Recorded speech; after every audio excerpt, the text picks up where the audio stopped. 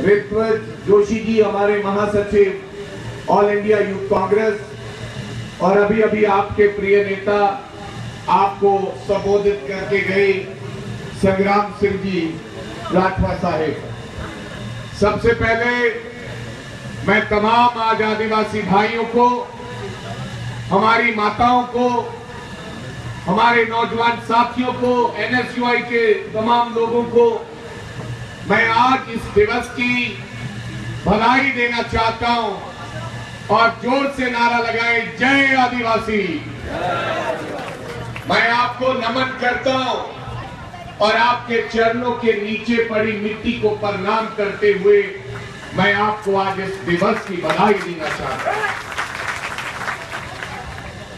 मैं पंजाब का रहने वाला हूं, मैं पंजाब से आया हूं और पंजाब से आज छोटा उदेपुर मैं आप लोगों को देखने के लिए आया। मेरे को भरत सिंह सोलंकी साहब ने, मेरे को संग्राम सिंह और मान सिंह ढूंढिया ने कहा कि आपको छोटा उदेपुर आना है और आदिवासी दिवस में अपनी हाजिरी लगाकर उनको बधाई देना है। और रास्ते में जब मैं आ रहा था और रात को सुबह मैंने चलना था, जब मैं आ रहा था तो मैं सपना ले रहा था। वो सपना क्या था? मैंने कहा कि आज छोटा उदेपुर जा रहा हूं, आज देश के प्रधानमंत्री के प्रदेश में जा रहा हूं। मैं उस मुख्यमंत्री जो 15 साल इस प्रदेश के रहे, जिन आदिवासी भाइयों ने, जिन आदिवासी महिलाओं ने, जिन आदिवासी नौजवानों ने, जिन आदिवासी बच्चों ने भगवान के सामने हाथ जोड़ जोड़कर और नरेंद्र मोदी जी को वोट डालकर 15 साल इस प्रदेश का मुख्यमंत्री और अब इस देश का राजा यानी देश का प्रधानमंत्री बनाया है। आज उन आदिवासियों को मिलूंगा और उनका जीवन देखूंगा कि उनके बड़े बड़े घर होंगे, उनके बड़े बड़े मकान होंगे, उनके पास बड़ी बड़ी गाड़ियां होंगी। ऐसा परिवर्तन जरूर नरेंद्र मोदी ने किया होगा। पर मेरे को आकर यहां पर आश्चर्य लगा, मैं हैरान हूं, परेशान हूं। मैं सुबह से रास्ते से जब आ रहा था, लोग बता रहे थे, तमाम नौजवान साथी सड़कों के किनारे बैठे हुए हैं। तो मैंने संग्राम सिंह और मान सिंह ढूंढिया से पूछा कि ये इतने इतने नौजवान 100-100 के टोले बनाकर 100-100 के टोले बनाकर क्यों बैठे हुए हैं? तो उन्होंने कहा कि ये तमाम नौजवान साथी बेरोजगार हैं, इनके पास कोई रोजगार नहीं है और यहां पर इस प्रदेश में, इस एरिया में आदिवासी भाइयों के लिए कोई सहूलत नहीं दिया जाता है।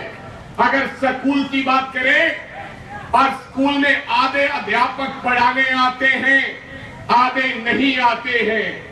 अगर पुलिस डिपार्टमेंट की भी बात करें तो उन्होंने कहा कि अगर 500 वहां पर लोग होने चाहिए, कांस्टेबल होने चाहिए, लेकिन 200 ही काम करते।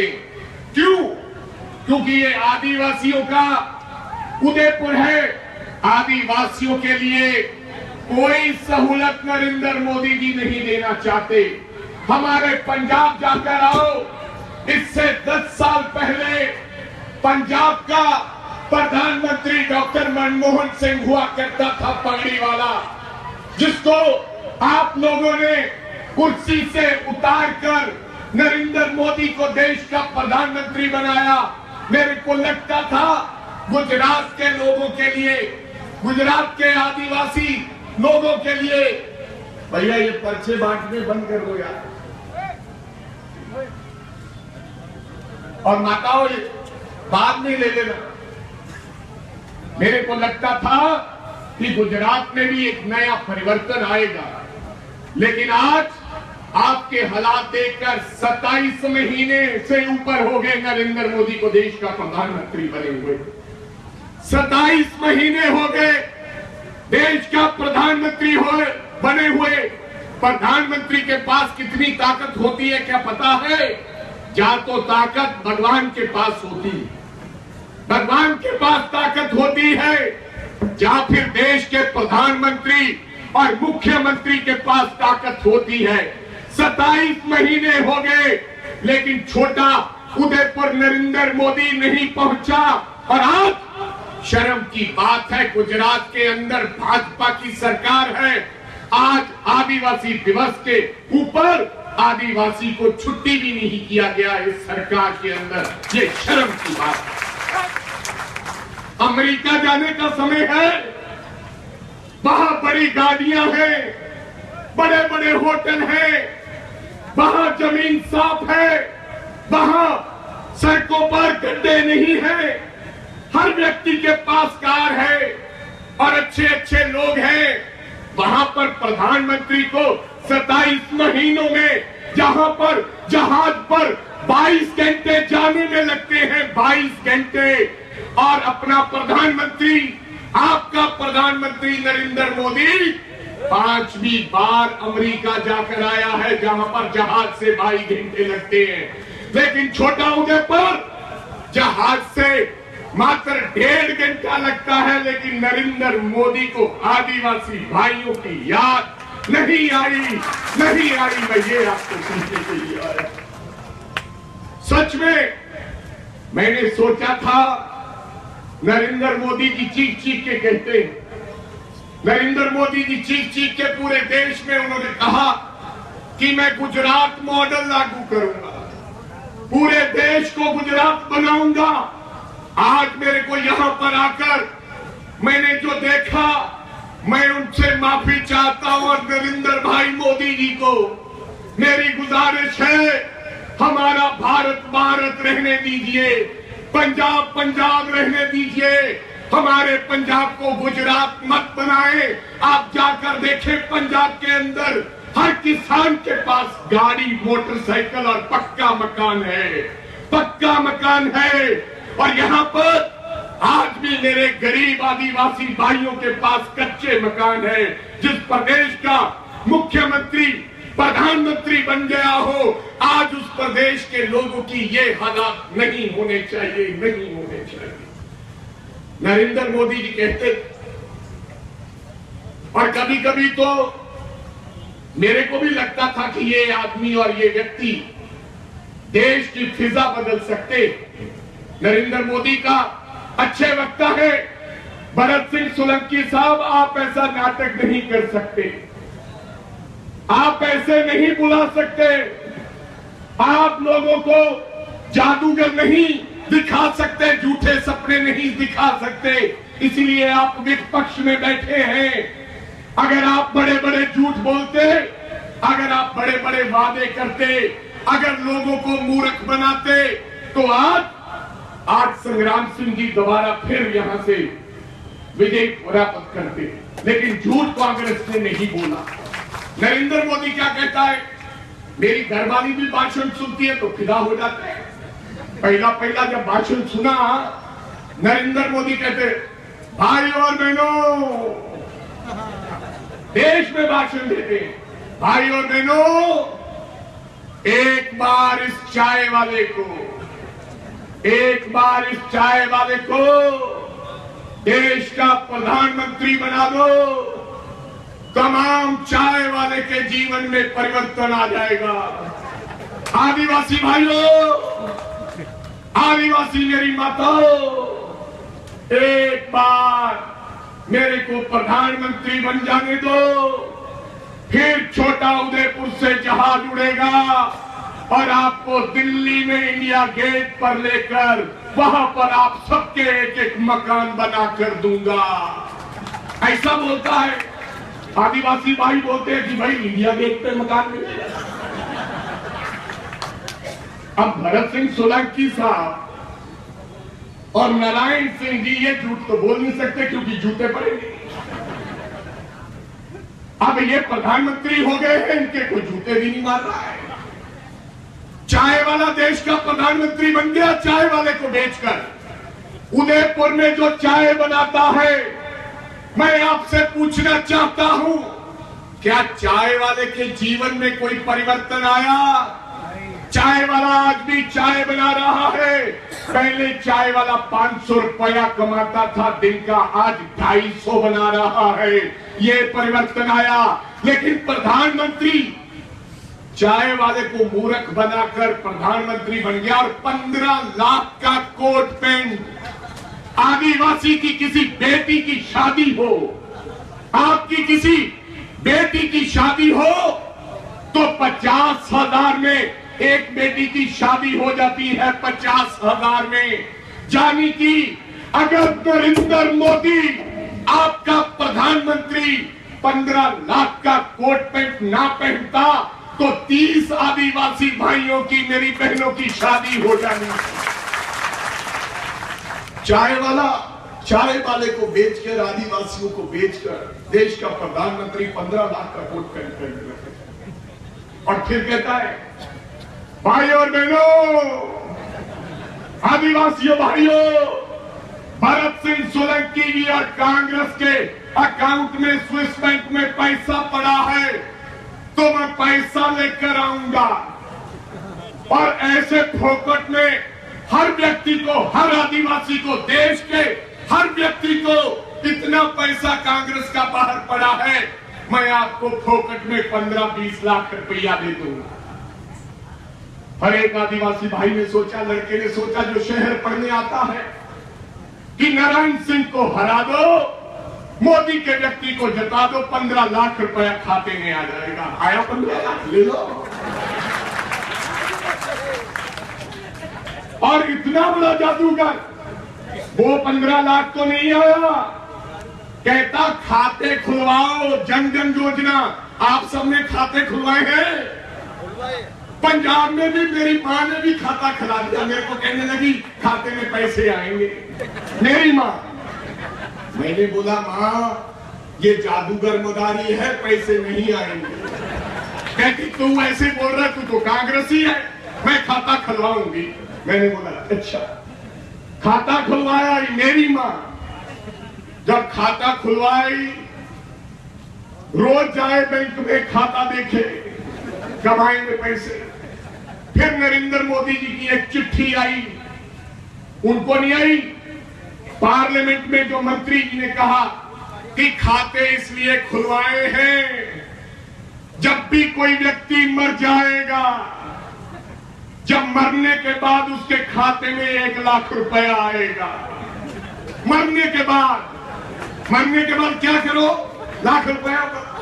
तो मेरी माँ को मैंने बोला मर मत जाना, मेरे को लाख रुपया।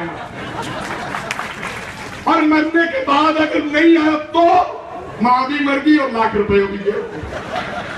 ये नरेंद्र मोदी है, माँ मेरी और नरेंद्र मोदी ने भाषण में फंस गए। फिर कहने लगा पाकिस्तान का जवाब लाल आंख से देंगे, ईट का जवाब पत्थर से देंगे। 10 सर कलम किए हैं तो 20 सर कलम कर कर भेजूंगा। अब बोलता ही नहीं है। नवाज शरीफ को जब अपनी गद्दी पर बैठना था बुला लिया और देश के लोगों की पगड़ी नवाज शरीफ की भतीजी की शादी पर वहां पर नवाज शरीफ को दे आया और उन्होंने अगले दिन पठानकोट के ऊपर आतंकवादी हमला करवा दिया। ये लालच से देखे। फिर कहने लगे आदिवासी जब महिलाओं को देखता है, सुन लीजिए मेरी माँ, ओ ताई, आपको बोल रहा हूं, इधर ध्यान देना। नरेंद्र मोदी जी जब महिलाओं को देखते हैं, मेरी माँ को या बहन को, कहते हैं भाई और बहनों, महिलाओं का सम्मान करो। ये देश की नारी है, औरत का सम्मान करो। हर महिला सोचती है कि कितना अच्छा बेटा है, माँ का महिलाओं का सम्मान करता है। सारी महिलाओं ने तमाम वोट डाल दिया कि महिलाओं की बात करता है। हमारे को तो पता ही नहीं था कि आदरणीय देश के प्रधानमंत्री नरेंद्र मोदी जी शादीशुदा है। पिछले चुनाव में पता चला। मैं आपसे सवाल करना चाहता हूं सबसे, अपनी धर्म पत्नी तो यहां पर गुजरात में छोटे से मकान में रहती है, खुद नरेंद्र मोदी 100 एकड़ के बड़े मकान में रहता है। जो अपनी बीवी की कदर नहीं कर सकते वो देश की महिलाओं की कीमत नहीं बढ़ा सकते। जो अपनी मां की देखभाल घर में नहीं कर सकते वो दूसरे की मां की देखभाल नहीं कर सकते। ये नौटंकी है, ये दिखावा है, ये देश के लोगों को मूर्ख बनाने का काम हो रहा है। मेरी आपसे गुजारिश है, मेरी आपसे गुजारिश है, ऐसे लोग जिन्होंने देश को आपस में बांटने का काम किया है, हिंदू मुस्लिम आदिवासी को दलित को बांटने का काम किया है, ये कहते हैं 15 साल से गुजरात में कांग्रेस नहीं है, चाहे 25 साल कांग्रेस नरेंद्र मोदी जी ना आए, लेकिन हम इस देश के लोगों को बांटने का काम नहीं करेंगे, नहीं करेंगे, नहीं करेंगे। ये देश महात्मा गांधी का देश है। राष्ट्रपिता महात्मा गांधी जिन्होंने अपना खून देकर इस देश को बनाने का काम किया है। हम हिंदू मुस्लिम गरीब को आपस में, आदिवासी को आपस में बांट नहीं सकते। हमारे सब हैं, कांग्रेस सब पार्टियों को, सब धर्मों को, सब जातियों को साथ लेकर चलने का प्रयास करती है और सम्मान करती है। ऊना में क्या हुआ, क्या हुआ दलित के साथ, क्या हुआ, किस तरीके का व्यवहार हुआ। लगता है अभी भी महात्मा गांधी की आत्मा, महात्मा गांधी जी की आत्मा गुजरात के अंदर घूम रही होगी कि मैंने क्या किया इस देश के लोगों के लिए। 1947 में आजादी तो आई, लेकिन आज भी देश आरएसएस का गुलाम है, आज भी आरएसएस का गुलाम है। और आरएसएस के कहने पर आदिवासियों को पीछे रखा जाता है, क्योंकि आरएसएस कहती है कि अगर आदिवासी बच्चे पढ़ गए, मेरे को संग्राम बता रहा था, नतीजा आया कि 900 लोग फेल और 100 पास, 1000 में से 16 पास और दूसरे फेल। ये कारण क्या है? पंजाब के अंदर 1000 बच्चा इम्तिहान देता है तो 995 पास होते हैं, 5 फेल होते हैं। आपके क्यों फेल हो रहे हैं? आपका प्रधानमंत्री है इसलिए पढ़ाई कम हो रही है। क्या कारण है? देश के लोगों की बात कर रहे हैं। आपके बच्चे पढ़ गए, अगर आपके बच्चे पढ़ गए, सुन लो आदिवासी मेरी माताओं बहनों, अगर आपके बच्चे पढ़ गए तो वो खड़े होकर बाजार के अंदर जो पढ़ा लिखा नौजवान और मेरी बहन होगी नौकरी मांगेगा। जब वो नौकरी मांगेगा तो वो आंदोलन करेगा। जब वो आंदोलन करेगा तो नरेंद्र मोदी की सरकार चली जाएगी। इसीलिए सरकार और आरएसएस चाहती है कि आदिवासियों के बच्चे पढ़े नहीं, अगर पढ़ गए तो हमारे को वोट नहीं देंगे, अपने अधिकार जान लेंगे कि हमारे अधिकार क्या है। इसीलिए आपके बच्चों को शिक्षा और आपके बच्चों को नौकरी नहीं मिलती है। साथियों, ज्यादा समय हो गया, भरत सिंह साहब ने बोलना है, मेरा दिल तो करता था कि 25 मिनट और बोलूं। नारायण सिंह जी कह रहे हैं कि भैया आपको बैठो को बहुत देर होगी, मेरी माताओं बहनों को फिर किसी दिन आएंगे। लेकिन एक ही बात कहना चाहता हूं, आज तीसरा मुख्यमंत्री बदल दिया है। आनंदीबेन अपने बेटे को जमीन दे सकती है, कोड़ियों के भाव जमीन दे सकती है, लेकिन किसी आदिवासी के बेटे को मकान बनाने के लिए प्लॉट नहीं मिल सकता है, नहीं मिल सकता है। लोगों को आनंदीबेन की असलियत पता चल गई। नरेंद्र मोदी ने कहा कि सरकार चली जाएगी, आज एक नया मुख्यमंत्री बदल दिया है। नया मुख्यमंत्री खुद तो 15 साल मुख्यमंत्री रहा, अब 3-3 महीने बाद बदल रहा है। क्यों? कारण क्या है? आनंदीबेन ने इस्तीफा नहीं दिया, धक्के से लिया है। वो खुद कह रही है कि मैं बुजुर्ग हो गई। 2 साल में बुजुर्ग होगी? 202 साल पहले तो बनी थी मेरी मां। अब 2 साल में बुजुर्ग क्या होगी? कोई मुख्यमंत्री की कुर्सी छोड़ता है? हमारे बादल है वो 90 साल का हो गया, कह रहे हैं अगली बार फिर बनना चाहता। बुजुर्ग नहीं हुई, बुजुर्ग कर दी गई।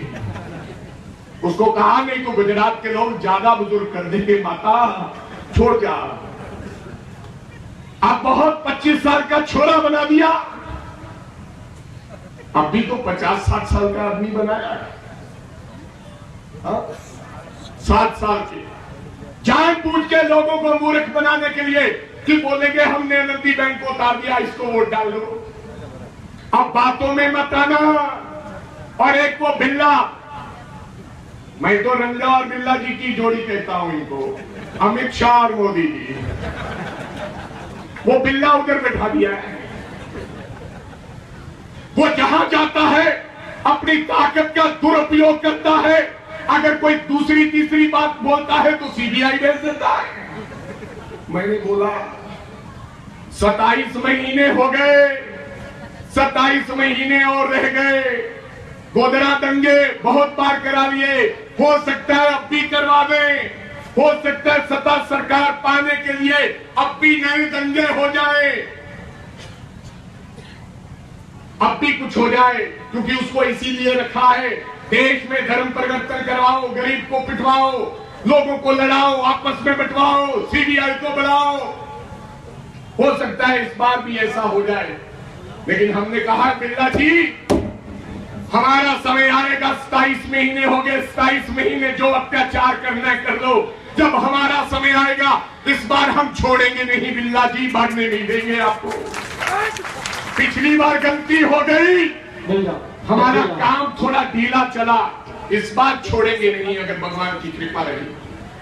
तो साथियों, आप सबको आदिवासी दिवस की बहुत बहुत बधाई। भगवान आपको लंबी उम्र दे, आजू दे, और नारायण सिंह जैसे नेता को और कांग्रेस पार्टी भरत सिंह जैसे नेताओं को कांग्रेस का राज बनाए, ताकि आदिवासियों